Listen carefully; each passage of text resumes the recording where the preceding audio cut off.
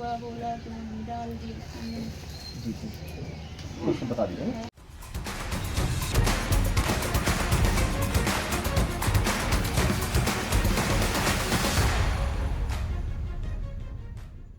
कक्षा 9वीं का छात्र जिसकी उम्र महज 14 साल ही थी, उसने कल मेरे पीछे जो घर दिख रहा है इसकी ऊपरी मंजिल में फांसी लगाकर आत्महत्या कर दी। अभी तक जो बात सामने आई है वो तो यही है। नमस्कार, मैं हूं राजकुमार दुबे और आप देख रहे हैं लोकल न्यूज।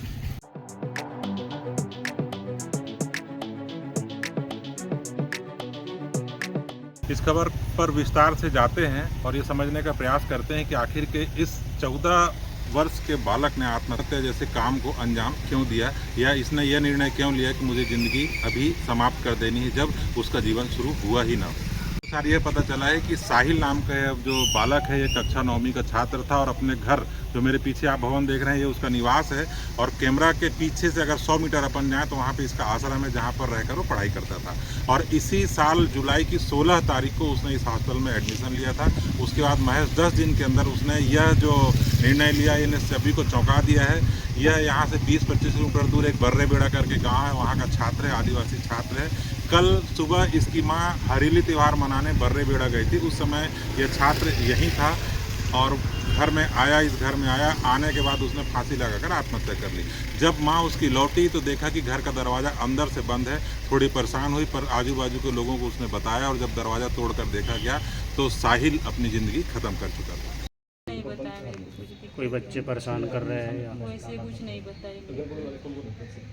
और कब से रह रहे थे हॉस्टल में? वो 1 सप्ताह हो गया था, गया था वहाँ। हाँ, ज़्यादा नहीं। तो कल भी हॉस्टल में ही था?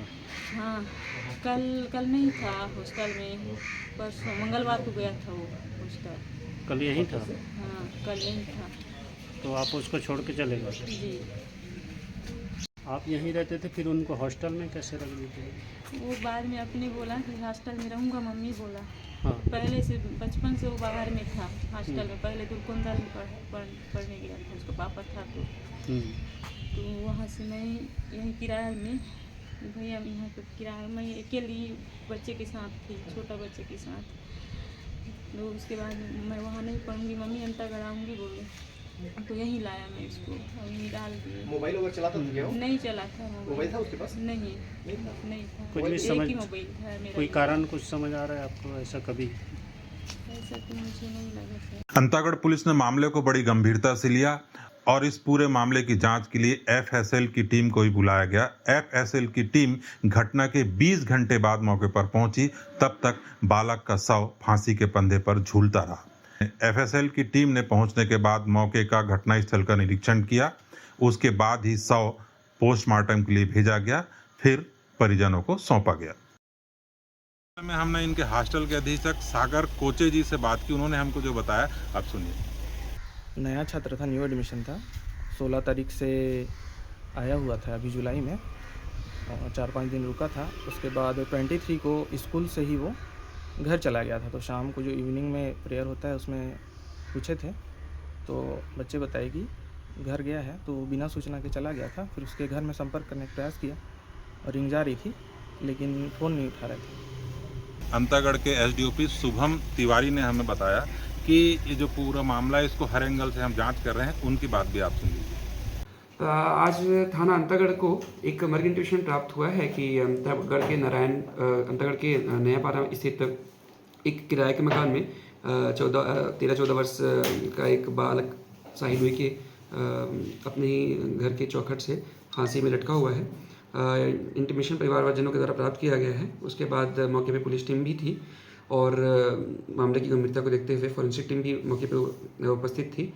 चीज़ों की जांच की जा रही है। फिलहाल मामला आत्महत्या का ही प्रतीत हो रहा है। इसमें ये भी जानकारी मिल रही है कि छात्रावास में उसके साथ कुछ रैगिंग वगैरह हुई थी, ऐसा कुछ? छात्रावास संबंधी चीज़ों को आगे जांच निश्चित तौर पे किया जाएगा।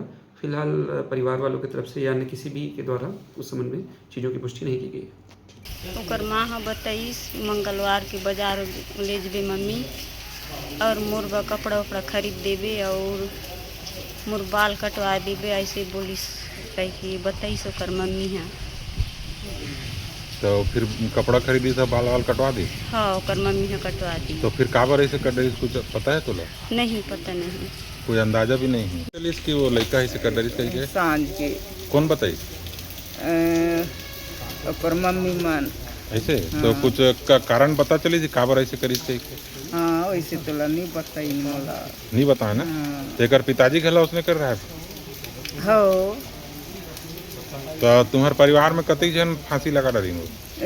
अभी ओकर बुआ हो ही ना, ओकर वहाँ ले ओकर पापा। अब ये बेटा? हाँ अभी बेटा। तो का मानते थे काबर ऐसे होते घर में? काय मानते हैं, कहीं नहीं मानो। वही देवता धाम मिला।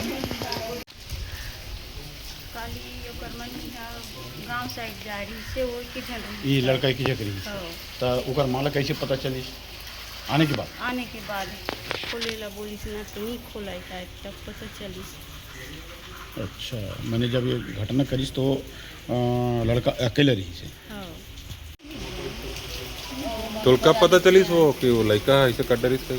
सांझ के। अभी इस क्षेत्र के जिला पंचायत सदस्य गुप्तेश उसेंडी जी भी मौजूद हैं और वो परिवार को ढाढ़स बंधाने, सांत्वना देने यहाँ पर पहुँचे हैं। उनसे भी जानते हैं कि आखिर के मामला क्या था, अभी तक उनके पास क्या इनपुट आया है। उसेंडी जी, क्या इस मामले में जानकारी मिली है? इसमें उनके जो मित्र हैं जो छात्रावास में रहते हैं, तो उनसे जानकारी प्राप्त हुई कि कुछ दिनों से वो परेशान थे और थोड़े दबाव तनाव में थे और हॉस्टल अचानक आने के कारण जो होम सिकनेस होता है, इन सब चीज़ों की उनको शिकायत थी। पर इस प्रकार का कृत्य करेंगे इसका अनुमान तो नहीं था, पर अभी भाई हमारे बीच में नहीं है।